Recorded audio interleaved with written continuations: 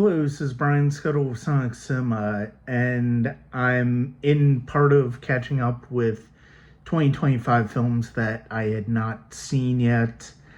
I just got done watching Skye Borgman's Unknown Number, the high school Catfish, off of Netflix. And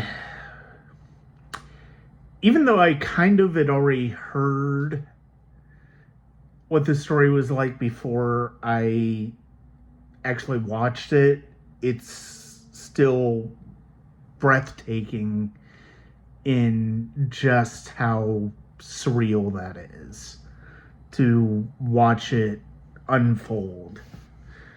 It is the story of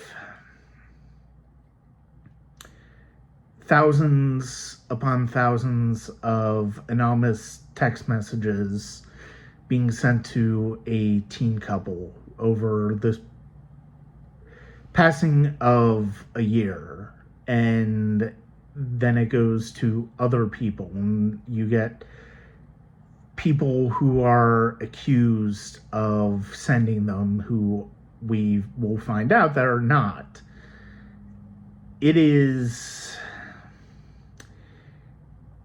It's fascinating in a true crime way, but it's also very unnerving.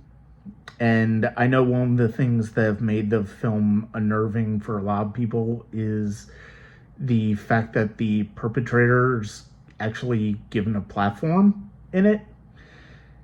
And it's funny because of the fact that it sort of reminds, in that respect, it kind of reminds me of Errol Morris's The Thin Blue Line, in how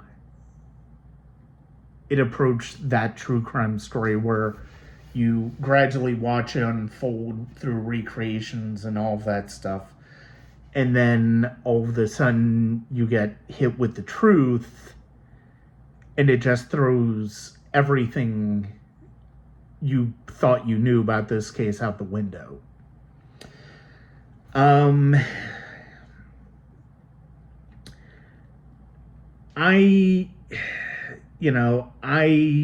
have, when she was alive in the past, in the last 10, 15 years or so, I did not always have a great relationship with my mother. It was always very difficult it was sometimes very difficult to forgive her for things that she did, things that she said, the ways that she behaved at times.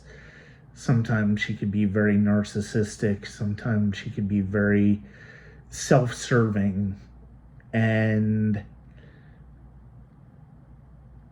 I say that because I think if you look at it in the perspective of, for me, looking at through the perspective of being somebody who had a sometimes contentious, sometimes difficult relationship with my mother that I've had to contend with over the years, it's something that I've had to deal with and had to wrestle with, especially as I basically was her caregiver for the last 12 years of her life, really, even before she got sick.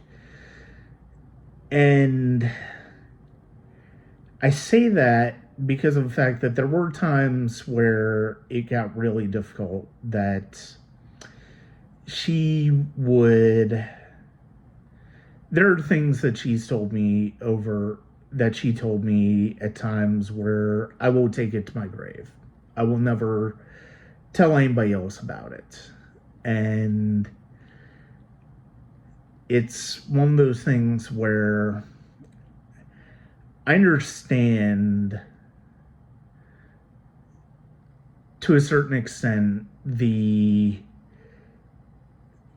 ways in which the main individuals of this story feel, even now, having known the truth of what happened, I understand that it's hard to really cut that bond completely with a loved one, even if they've done something. My mother never did anything as monstrous as this, but she certainly had her demons, and they certainly came out in ways that I will never forget. And watching as people wrestle with the truth, it's really, I can understand why it's very difficult for some people to understand, especially why the perpetrator was given a platform in this. But at the same time, that's an important part of the story. And we can look at, we can certainly judge their behavior, and their behavior was abhorrent and awful. But I think hearing their voice in this case is important to hear, because of the fact that it gives us a better understanding of the people in general who were most affected by this. This is a tough movie to watch. It's a rough movie to watch. It gets to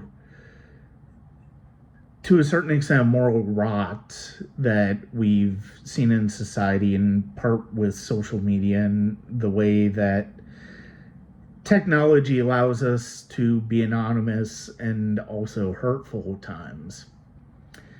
And I think that's the real value of this film, other than it just being an absolute gut punch of a movie. It's well worth watching, but it's also a very difficult watch.